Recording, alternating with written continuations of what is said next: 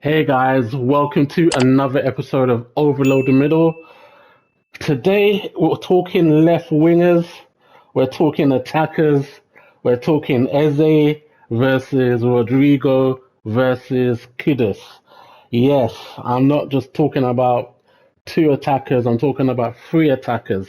Apparently, Arsenal are in not for one attacker, such as a striker, not for two attackers, such as just a left winger, but three attackers, including a cam, and most importantly, some competition for Martin Ødegaard. As you probably know, if you haven't been living under a rock, Arsenal in recent days have been linked with Eberechi Eze. Yes, the Crystal Palace talisman who scored the winning goal in the FA Cup final. He's been heavily linked with Arsenal in recent days. And what I want to do today is just to look at Eze, do a little bit of a deep dive on Eze, and then compare him to two other attackers that we've been heavily linked with, which is Rodrygo and Kudus as well, just to see which one would fare better. And also want to look at Eze up against Odegaard because, as we know, Eze can play as a 10 and as a left winger. So it's not inconceivable that Eze will be trying to rip the shirt off of Odegaard. And for those people who may be listening that think I just committed some sacrilege by saying that, it's time for Odegaard to stop living off his name and become a real threat when it comes to scoring goals the biggest problem Arsenal have at the moment is our lack of goals coming from the center of the pitch. Yeah, we're so heavily reliant on Saka. It's ridiculous. Players like Odegaard, who, don't get me wrong, he's a great player, but as I said in a previous career manager video that I did recently, that Odegaard having a weak foot of 2 out of 5 is not acceptable.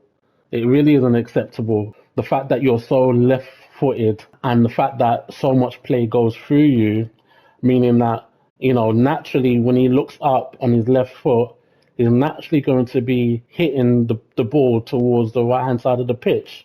And there's no coincidence that we've had such a right-sided bias for a couple of seasons now. And I'm not going to just put all the blame on Odegaard because I feel like there's some system tweaking that needs to be done in next season. But Odegaard really needs to develop his right foot. Really, I know you notice it when he's shooting. It's very rare that he's comfortable to take the ball on his right foot and take a shot. He will always look to check back on his left and take a shot with his left. We're talking about going up against Liverpool and potentially City again next season. We can't be coming up short in any area of the pitch. And for me, the central attacking midfield has been coming up short. Yes, Rice is doing his thing. And, again, I still feel like that's an area to talk about because I feel like, for me personally, Declan Rice is an amazing six. But I know that, Zubimendi's come in and he doesn't necessarily have the technical quality to receive and pass the ball as Zubimendi does. But we also have to talk about, okay, Rice, you need to up your goals next season as well. But that's another topic. What I want to focus on is looking at Eze, looking at how he can impact not only on the left wing, also playing as a number 10 as well. So, Eberechi Eze, born on the 29th of June, 1998. He just turned 27 a couple of days ago as of this recording. And he grew up in Greenwich. So, South London boy. He basically, as everyone knows, or should know by now, he was part of Arsenal's academy. Unfortunately, he was released when he was only 13 and then joined Fulham and Reading, who also released him. He then appeared at Millwall and he signed a 2-year scholarship with the club. He was doing really well in the under-18s and reserves. And unfortunately, after the 2015-16 season, he wasn't offered a contract. So you got to understand, this guy has got character because the amount of players who have been not only released once, twice, 3 times, he's now been released 4 times. Arsenal, Fulham, Reading, and Millwall. So he was released 4 times. He had every right to probably think, you know what, this football thing ain't for me. But, credit to his character and his determination, he continued on. 2016 to 2018 season, he joined Championship club QPR, Queen's Park Rangers. They really believed in him. Technical director Chris Ramsey really liked him, saw his potential, and besides the year that he spent on loan at Wickham, he came back to QPR, featured under Ian Holloway. After Ian Holloway left, Steve McLaren came in at QPR and basically continued playing him, played him in various amount of attacking positions. He gave him the number 10 shirt. One of the things McLaren was really impressed about was that even though Eze had great talent, he didn't just, live off that talent. He made sure that he worked hard off the ball in terms of helping the defense. And when I read that, when you're looking at Arteta's requirements and non-negotiables, one of Arteta's non-negotiables is that you've got to work hard on both sides of the pitch, off the ball and on the ball. So that ticks a big box in terms of his fitting into Arsenal. I was going to mention one of the things that, reading a little bit about his background and his history, very reminiscent of another legend that played for Arsenal, who came from Crystal Palace, who was rejected by Millwall as well. He was rejected by a number of clubs, and Crystal Palace took him in, ended up scoring in the FA Cup final against Man United back in '91. Similarities, Eze just scored in the FA Cup final. Unfortunately, this player wasn't able to pick up that trophy. Yeah, I'm talking about Ian Wright. The similarities, although they're very different players, but the similarities in their stories are very close together. And when I see the fact that you've got both held from South London, obviously Eze from Greenwich, Ian White born in Woolwich, so both from South London, both had the the experience of being rejected by a number of clubs. Both believed enough in their talent to continue to pursue and to soldier on regardless of the rejection that they both experienced. And he's about to take on that same journey that Ian Wright did back in '91 and sign for Arsenal. Just looking at Eze himself in terms of his profile, we have a player who's versatile. As I said, can play left wing, can play as a number 10, has a pace of 78, a shooting of 80, a passing of 78, a dribbling of 86. I'm using FC25. Now, people might be thinking, why am I doing that? Because for me, between Football Manager and FC25, they're probably the most accurate in terms of player information. Obviously, if you want to, look at his real stats, you got FBref, you got transfermarket.com, you got all of these websites to look at that, but because it gives you a nice snapshot of what to expect. So he's got a high agility. He's got an agility of 88. He's got a acceleration of 79, a sprint speed of 77. I was actually surprised because I thought he was a little quicker than that because his overall speed is only 78, which is okay. And I was expecting maybe, 83, 84 in terms of sprint speed. Another thing that was interesting is his vision. His vision is coming in at 81, which for me tells you the story that he's excellent in terms of not just scoring goals, but assisting goals, the vision that he has. Looking at stats like this, confirm the eye test. Most of us have at least seen a couple of games, or at least a game where he's played. For me, he gives me Ronaldinho vibes. It also gives me JJ Okocha vibes. If you remember the player that played for Bolton back in the day, apparently, truth be known, JJ Okocha mentored Ronaldinho. I don't know how accurate that is, but I kind of can believe it in terms of Okocha being an older player.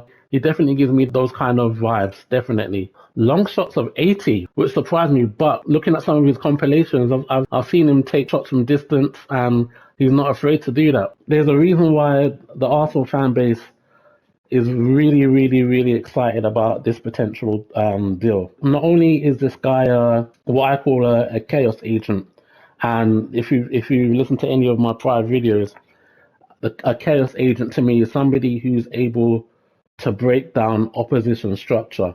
Now, we all know that football today has become very kind of robotic and formulaic. But if you got these type of players who can move defenders out of position, who can dribble themselves in areas where defenders don't want to go, but they're forced to go, creating more space for other attackers, that for me is a chaos agent. And he has all the attributes of a really good chaos agent. The thing that also impressed me, which I kind of referenced before, is his physical. Now his defending is only coming at 50, which definitely can be improved upon. But what I was impressed is his physical of 69 and his strength of 69, which for me is so important, especially if he's playing in that left wing role where he has to track back. There's no negotiation on that. He has to work hard and track back and make sure that he's getting in attackers' faces and making a nuisance for other attackers and ensuring that he's backing up his left back as much as possible, which will probably going to be Miles Lewis-Skelly. So for me, that was reassuring because the physical of 69 and the strength of 69 was really good to see, very good to see. Because what it tells me is that not only is he the kind of player that isn't going to be knocked off the ball easily in the Premier League, but he can go back and help the left back, help the defense. Again, his defending itself isn't that great, but his physical means that he can be a nuisance. He can get tackles in. He's also got an aggression of 59, which isn't bad. I mean, you don't want the aggression too high, but also you don't want the aggression too low. And I feel like 59, 60 is a good place to be at. So he's not going to be bullied on the ball, and he's definitely not going to be afraid to go into tackles because he's got that natural aggression anyway, and he's got that natural strength and that natural power. So for me, he's a perfect. He's the exact type of player that we can definitely use on the left wing and also as a number 10 role. Now, what I want to do is I actually want to compare his stats, with Martin Ødegaard, because he's also going to be potentially competing with Odegaard in that middle of the park position. So let's just remind ourselves, he's got a pace of 78, shooting of 80, passing of 78, and a dribbling of 86. Let's have a look at Odegaard and let's see where he compares with the Norwegian maestro. Okay, so looking at Odegaard is coming in at a pace of 70 compared to Eze's 78. Basically neck and neck on shooting, which Odegaard's coming in at 81, Eze coming in at 80, Odegaard coming with a passing of 89, which he's definitely head and shoulders above Eze, who only comes in at 78 on passing. Dribbling, Odegaard coming in higher, 88, versus a dribbling of 86 from Eze. You wouldn't believe it from an eye test perspective, but yeah, Odegaard's a better dribbler, apparently. Agility, Odegaard comes in at 85, Eze comes in at 88, okay? So for me, vision-wise, Odegaard comes in at 90, Eze comes in at only 81, which I think is accurate.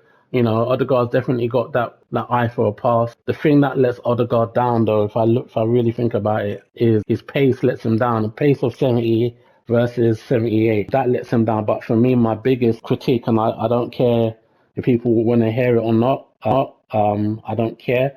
But the fact that Eze is ambidextrous, he's just as good on his left foot as he is on his right. But Odegaard is so heavily left-footed, it's ridiculous. Coming in at a 2 out of 5, which has an impact on the stats. Because while we can say he's dribbling as an 88, however, if he's so left-footed, unless he's in a position where he's playing out on the left wing or maybe playing out on the right wing where he can cut in on his left foot, in the central areas, you need to have that 360-degree ability to turn whatever direction you need to turn in depending on the state of play at that particular time. And the fact that Odegaard always has to cut back on his left, and if he does decide to use his right, you can see that he's uncomfortable using it.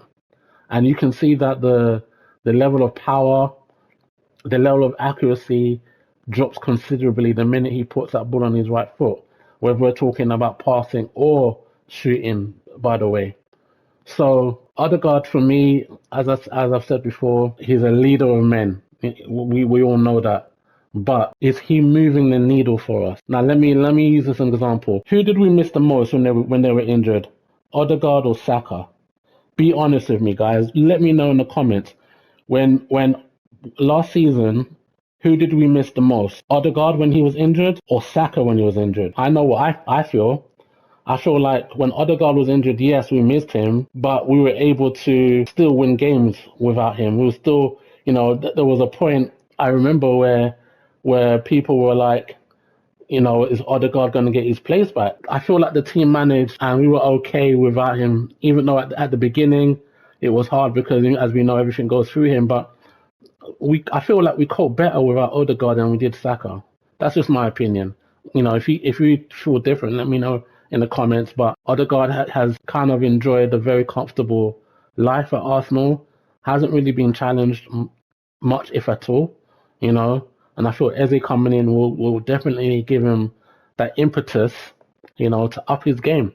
And he needs to up his game. And everyone last season, hand on heart, if they're honest, Odegaard had a poor season. Forget about the injury. If you look at his whole season, he had a poor season. There are noises at Arsenal, and I'm not just looking for 2 attackers, but 3 attackers. So a striker, a left winger, and a 10 is music to my ears, because as much as Max Dowman looks like an amazing prospect, he's not even 16 yet. Man's still 15, and we can't be putting Max Dowman in the position where he has to compete with Odegaard. Odegaard isn't given any other type of competition for his place. I'm really happy that Eze is a move with a view of not just as a left winger, but also as a 10. So, that for me is something that I look forward to. And I want to see how Odegaard ups his game. He's got to make sure that whatever went on last season with him personally, I know he had his baby and whatnot, whatever affected his game, he needs to, because he's got an overall rating of 87. So we're not talking about a shabby player, we're talking about a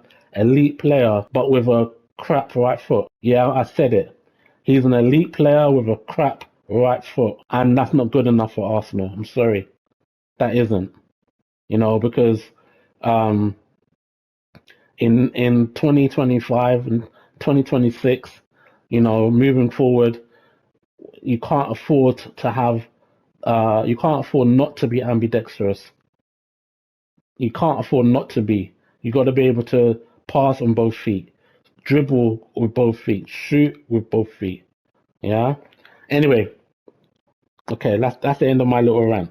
So the competition between Odegaard and Eze will be interesting. But let's say Arteta decides to keep Eze on the left wing. How does he compare and contrast with the man that is talked about every day in the summer transfer window? Yeah, I'm talking about Rodrygo. So as we can see, Rodrygo is an elite player. Make no mistake. If you look at Eze's pace of 78 versus Rodrygo's pace of 89, Eze's shooting of 80 versus Rodrygo's shooting of 83, Eze's passing of 78 versus Rodrygo's passing of 82, Eze's dribbling of 86 versus Rodrygo's dribbling of 90. Yeah, he's ambidextrous as well. There's no competition really. Or really, there's no competition when you look at it just based off of technicals, yeah? Just based off that. However, and if you've seen any of my videos that I've done on Rodrygo versus other players, you know what's coming. His physicality is a problem, guys. His physicality of 66 with a strength of 60 versus Eze's of 69 versus Eze's strength of 69, versus the fact that Eze is Prem proven. Rodrygo's coming from, no disrespect to La Liga, I feel like it's got some of the most technical players in world football. But the problem with the Premier League is that technical meets physical in the Premier League. Yeah, you can't just come in the Premiership with just technical alone. You've got to have physicality, otherwise you will be targeted and you will be kicked up and down the pitch, right? And then moving on with Rodrygo's aggression of only 55. Those kind of numbers are alarm bells for me. I know that it's easy to focus on the technical quality and overlook the physical fundamentals, let's say, of his strength, his mental aggression, his mentality, in his aggression. It's easy to overlook. One thing for certain, two things for sure, that when he comes in the Premier League, he's gonna know about it. He's gonna know about the level of intensity, the level of physicality, just the general speed of the league itself. And I don't know whether he's up for it. I really don't know. And if I was a betting man, I would rather bet on Eze than on Rodrygo right now. Maybe it's because he's coming from Real Madrid, but he always reminds me, not because of the style of play, but just because of the circumstance. He reminds me of the Ozil circumstance. Why? How did Arsenal get Ozil in the first place? It was by circumstance. It was because of the fact that Gareth Bale was coming from Tottenham to Real Madrid, and Ozil was the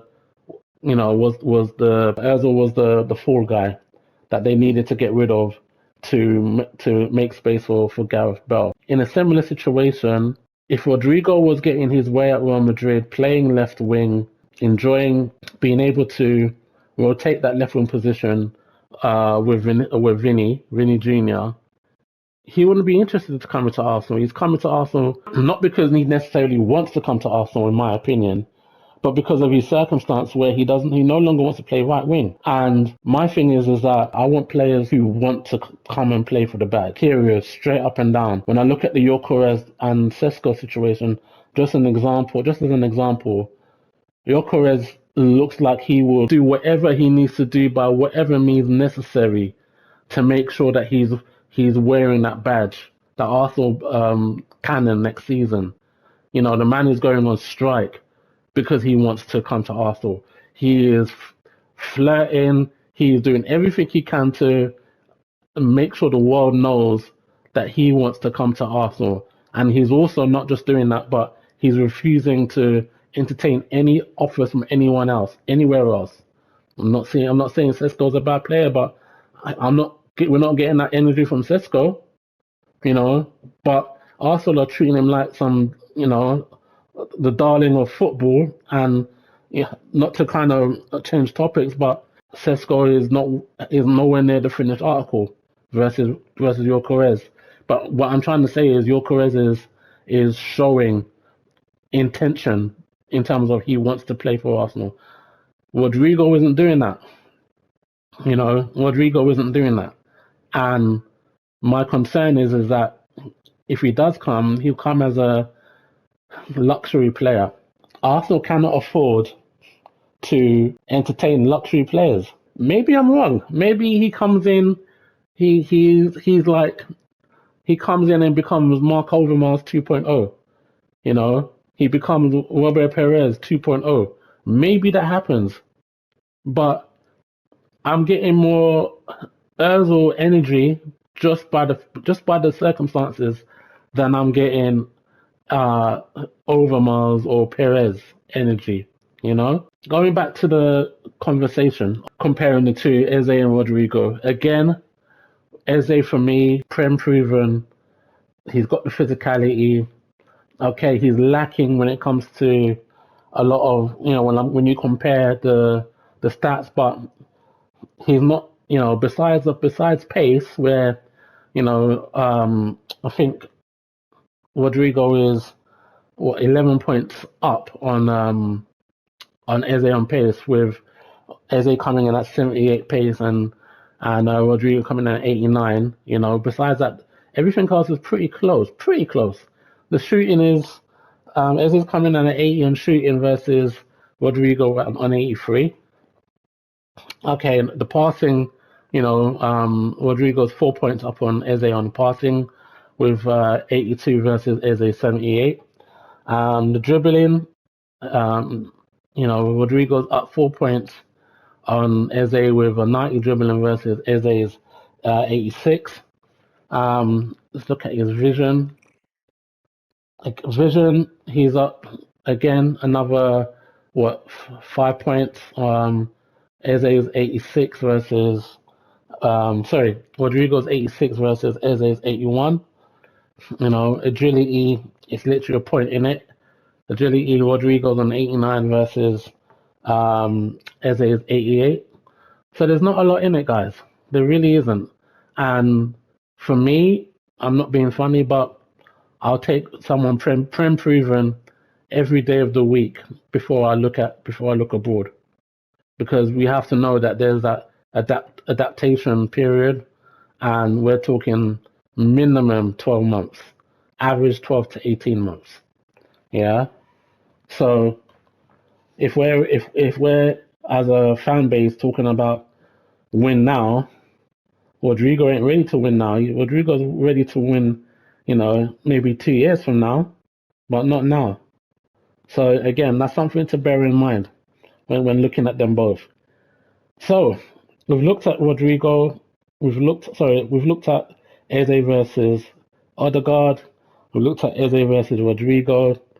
Now I want to look at Eze versus Mohamed Kudus, because Kudus is another player that we've been heavily linked with, and I want to just compare the stats, because the beautiful the interesting thing with those two players is that they're both prem proven. So let's take a look. Okay, let's look at Mohamed Kudus versus Eberechi Eze. I've got to put a disclaimer in here. When I picked up Mohamed Kudus, he had a weak foot of 3 out of 5. I've developed him since then, and he's on 5 out of 5. But just to bear in mind that if Arsenal do buy him, he's probably got a weak foot of 3 out of 5, and the problem is that he's naturally left-footed. So he would naturally, if we're looking at options, he could definitely play in Saka's position. He could also play in Odegaard's position, a matter of fact, and he can play obviously as a left wing. But the biggest issue that I had with Kudus, and I'll say it now, and I'm not sure. I know I'm not even saying I'm sure. I'm not sure. I assumed the game was accurate, and if the game is accurate and he does have a weak foot of 3 out of 5, then he's coming in playing as an inside left winger with a weaker right foot, which is gonna be obviously his main shooting foot, than his left foot, and that's gonna be a problem. So off the bat, the biggest problem that we're gonna have with Kudus is, allowing him to adapt as a left winger. Because even if you look at the top of the screen, you can see his positions are left midfield, right midfield, striker. Not left winger, not right winger. He's a central. When you look at him, he's a central player. He could definitely play in that right 8 position, left 8 position as a striker, but as a left winger, he's going to need development. So that is definitely something that we have to bear in mind when comparing Eze with Kudus. But just looking at the stats anyway, Kudus comes in with a pace of 90, which compared with Eze, we're talking 12 points difference. Eze is only coming in at 78 pace versus Kudus on 90. There's been reports that since originally Tottenham were going in for Eze, but now Eze has turned his attention to Arsenal. There's reports that maybe Tottenham might go in for Kudus, and it'll be interesting because there's going to be a lot of banter. If Kudus goes to Tottenham and Eze comes to Arsenal, there's going to be a lot of banter in terms of who got the better deal and who got the better player. So looking at it on the surface, Kudus has definitely got more pace than Eze for sure. Shooting wise, they're basically neck and neck. They're both an 80 for shooting. Passing wise, Eze comes in higher at passing, which is surprising because Eze comes in at 78 passing versus Kudus on 74. When it comes to dribbling, Eze and Kudus are neck and neck as well, both an 86. Eze comes in at 50 on defending versus Kudus on 61. Eze comes in physically at 69 versus Kudus is 74. So very, very close, guys. Outside of the pace and outside of the fact that Eze is more ambidextrous than Kudus because, as I said, Kudus is originally, if you buy him from West Ham today, he'll come in at a 3 out of 5. Yeah. So this is very, very tight. Let's look at his agility. Kudus is coming in at 86 agility versus Eze is 88. So again, very, very close. They're really close players. Vision-wise, Eze comes in higher. Eze comes in at 81 versus Kudus is 78. But we're only talking, a matter of a couple or a few points here. We're talking about 3 points difference on vision. We're talking about 2 points difference on agility. Again, the only area where Kudus definitely outshines Eze is on pace. Kudus is coming in at strong 90, where Eze is only coming in at 78. So there's a 12-point gap on pace. Both trend proven. Both can play multiple positions. As I said, Kudus, if he's gonna come in as a left winger, that's gonna be a development. That's gonna be a project. He's not gonna be able to naturally play that position because he's gonna have to develop his weak foot. How long will it take for him to develop his weak foot is the question, because there's no way he's moving Saka as if he was to play as a right winger because of his strong left foot. He's not moving Saka out the way, and I wouldn't want him to also block Nwaneri's progress as the backup to Saka. So we're looking at him playing as a Odegaard replacement as a right 8, or coming in as a left 8 to add depth to Marino and Declan Rice. Now, as we know, Arsenal are looking at 3 players. Let's say there's a world where Rodrygo decides to stay at Real Madrid. Is it feasible for Arsenal to get both Kudus and Eze? That sounds greedy, but I like it. Could you imagine? You got Eze playing out on the left. You got Kudus playing as a 8/10. Man, that's beautiful. I like that. But Kudus isn't ready to play as a left winger. He's got the potential to do it, but again, it's going to take him time to develop. I think it will take him at least minimum half a season to develop as a left winger.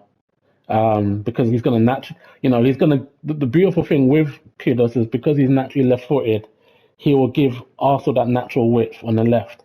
One of the things that is a little bit of a critique is that with Miles Lewis-Skelly inverting into midfield, we don't have that natural width on the left because Martinelli wants to cut in, Eze will cut in, so there isn't a Trossard will cut in, so there isn't an actual left winger there isn't a player that is naturally left-footed that can actually put crosses into the box.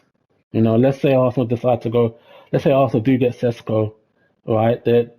We need to have some kind of aerial deliveries from the left wing, and having a naturally left-footed player in Kudus play that position would be good. However, he's got to be able to do both. He's got to be able to come inside as well as go outside as well.